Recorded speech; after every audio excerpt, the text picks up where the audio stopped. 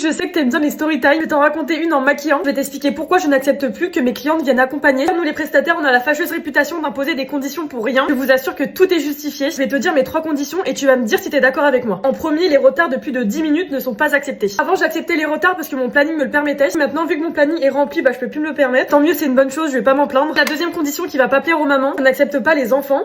Ouh, c'est très pigmenté. Je parle pas de maquiller des enfants, mais de venir au rendez-vous avec ses enfants. Comment tu veux que je réussisse ton trait de liner si tu dois réconforter ton enfant qui pleure en le bordant comme ça? Ou même une fois, il y a l'éclairage qui est aussi gros que ma tête qui a failli tomber sur un petit parce qu'il avait tiré sur le câble. Tu vois, c'est même pas imposer des règles pour vous embêter, c'est que vraiment parfois ça peut être dangereux. Et la dernière condition, c'est que je n'accepte pas les accompagnateurs. Un jour, il y a une mariée qui vient avec son amie, commence à poser des questions à la mariée pour savoir quel type de make-up elle souhaite. Et à chaque fois que je posais des questions à la mariée, c'était son amie qui répondait à sa place. En vrai, rien de bizarre, elle avait juste besoin d'être conseillée. Et pendant que j'étais en train de la maquiller, j'entends du bruit derrière moi. Et là, je me retourne, je vois qu'elle a étalé tout son maquillage sur le plan de travail. Donc elle était tranquillement en train de se maquiller. J'ai pas demandé si ça me dérangeait. C'est comme si demain t'accompagnes ta copine chez le coiffeur, que tu sors ton lisseur de ton sac et que tu te lisses les cheveux devant le coiffeur. Bon, au pire, ça, on va dire que c'est pas très grave. J'avais terminé de maquiller son amie et fallait qu'on attende que madame termine son make-up. Une fois qu'elle avait terminé, elle remballe tout son make-up. Elle me laisse un plan de travail tout sale, des traces de fond de teint, de mascara. Je nettoie devant elle pour la mettre un peu mal à l'aise et je m'aperçois que les taches ne veulent pas partir.